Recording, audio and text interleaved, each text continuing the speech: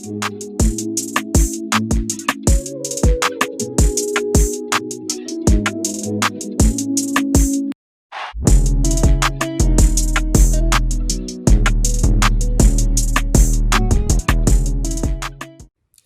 what's going on, everybody? I hope you guys are doing well. You're having a great day. So, I wanted to come on here and share a message. I'm asking the Holy Spirit to come in for this one because the message that I'm about to share is kind of spun off of a couple of conversations I had yesterday. I won't be sharing the actual conversation, but just really the overall theme. This is something that's going to resonate with a small group of people.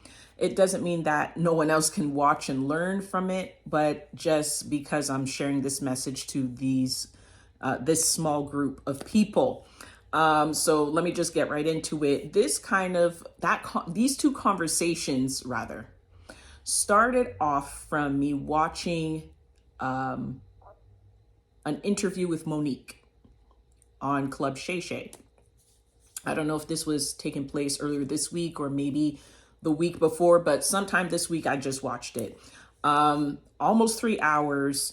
However, there was just a very small part in that just really stuck out for me and that resonated with me.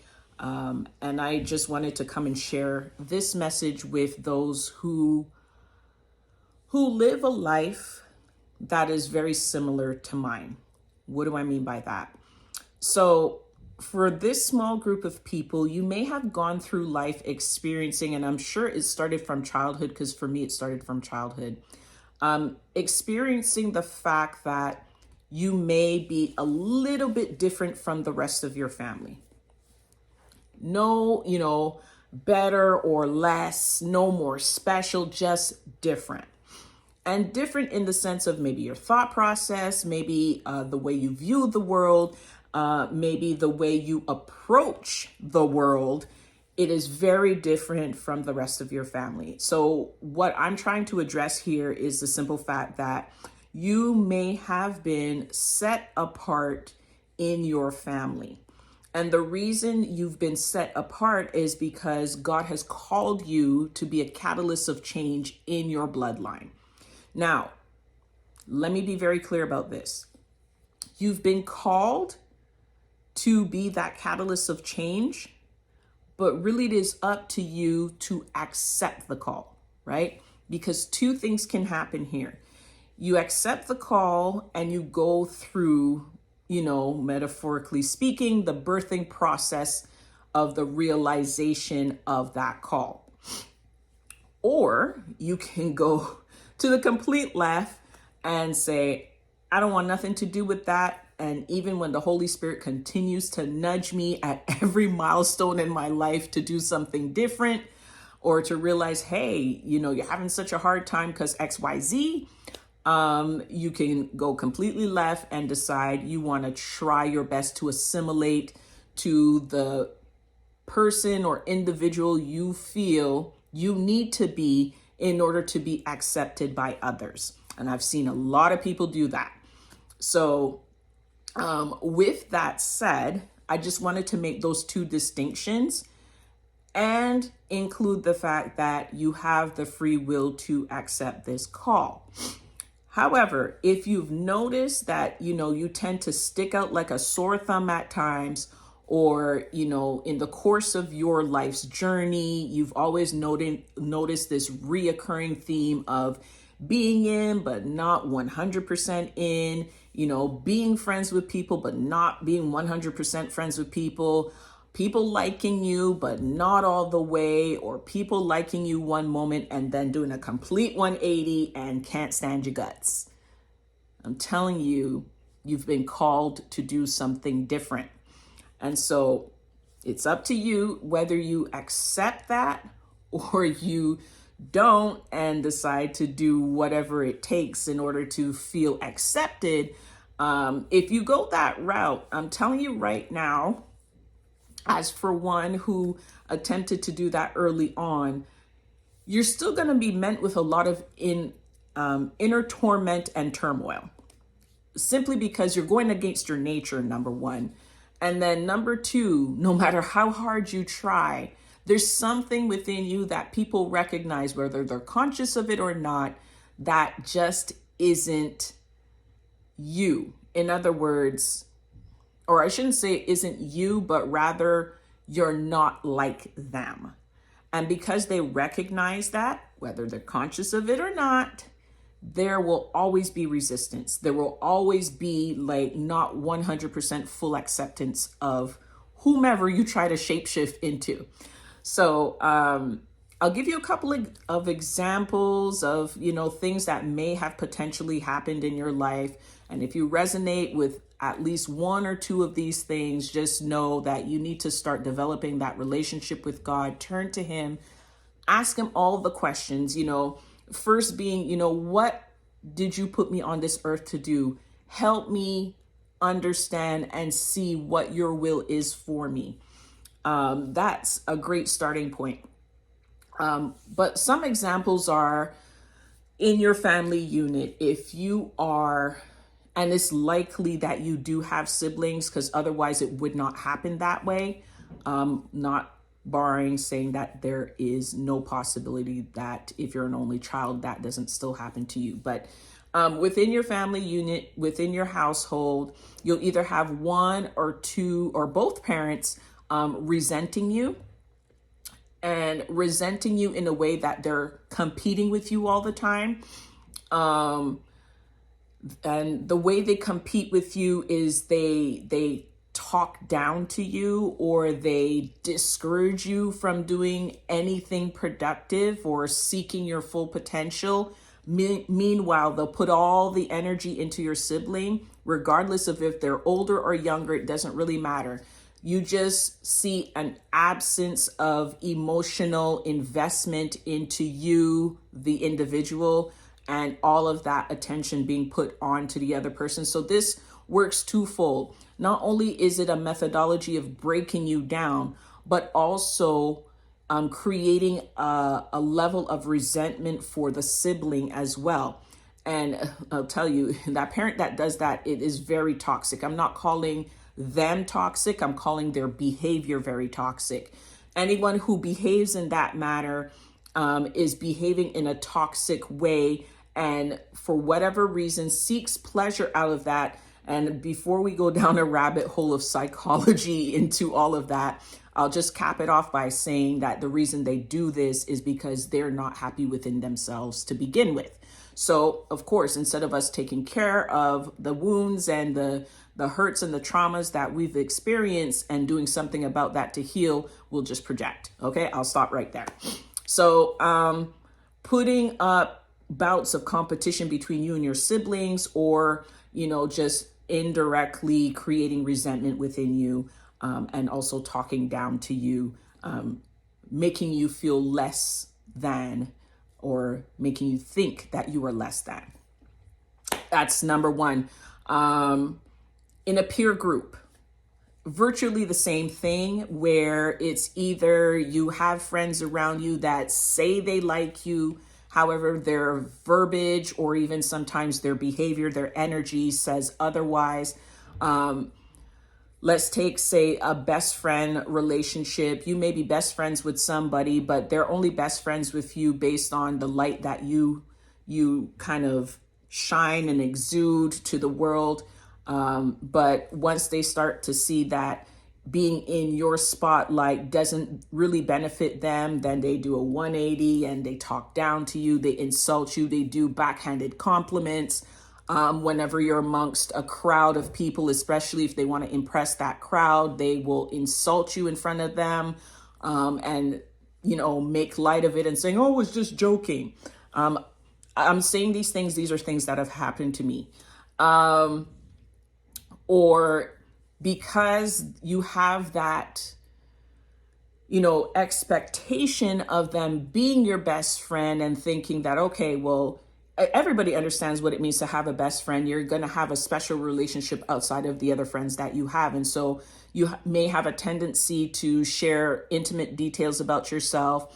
And that person turns around and divulges that to other parties, thereby kind of, breaching that trust, breaching that confidence that you have in them. Yes, this has happened to me before.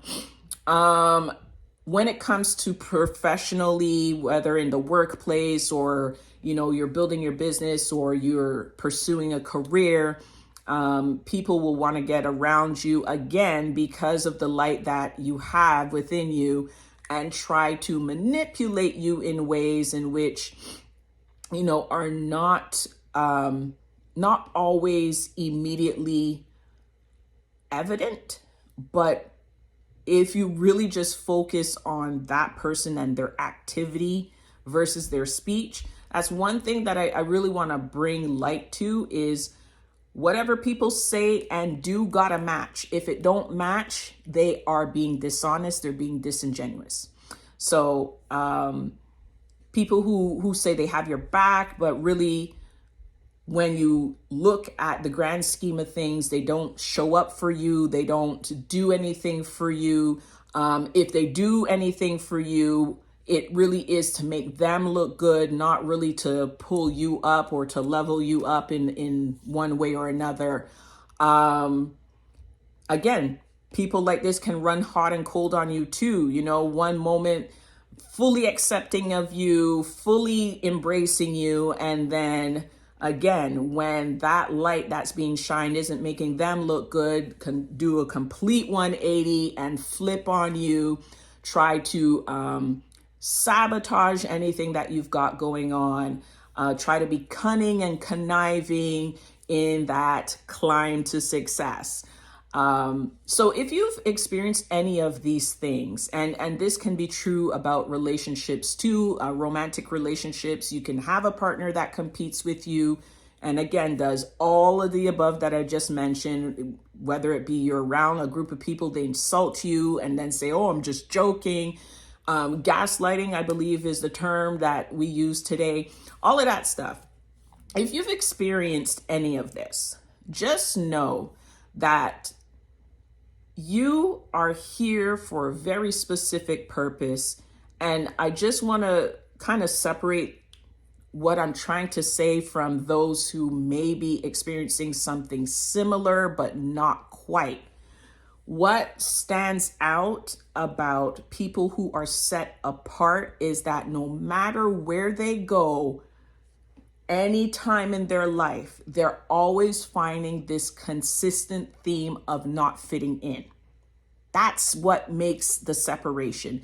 People do go through manipulation and gaslighting and, people being funny with them and all of that. That is true for everyone. But what really sets apart the ones who are called are the ones who just feel like, I don't fit in anywhere. I don't fit in with my family. I don't fit in with my friends. I don't fit in my workplace. You feel this call to just kind of march to the beat of your own drum. You're not doing what everybody else is doing. You're not following what everybody else is following. You try, but there's something within you that just separates you from the crowd. You really do stand out, and you stand out in moments where you're not even looking to stand out. Most of you, if not all of you, aren't looking to stand out. If anything, you're usually one of those people that are like, yeah, you know what, I'll just do my little thing in the background. I'm like that. But for whatever reason, no matter where you go, who you talk to, what event is happening, for whatever reason, people notice you. And so I just want to make that distinction clear. If you're going through this, just understand that you have a very specific mandate. And like I said from the top, communicate with God. Ask him to show you and reveal to you what he has, for you as far as your purpose, as far as his will. What are you mandating me to do? And then work through that process. And I'll tell you right now, but you already know this already because your life has showed you this. It's not always going to be easy. But what you will see out of this when you start to really develop that relationship with God, or even if you have a relationship with God, you start to understand that, yeah, I really am meant to stand out, not in an egotistical way, but, God has something for me to complete and I want to be on that job. And when you start walking in that mind frame, trust and believe the very same things, because it ain't nothing new. It ain't nothing new that's going to change about the way people treat you. They will treat you exactly the same way as you've always recognized.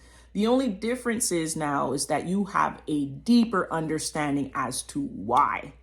And because you know why, you're going to see things differently. You're going to respond differently. You're going to understand, okay, you know what? Like, I get it. There's something that I got to do. I know what I got to do, and people be hating on it, or, people just don't know how to really wrap their heads around it, whatever.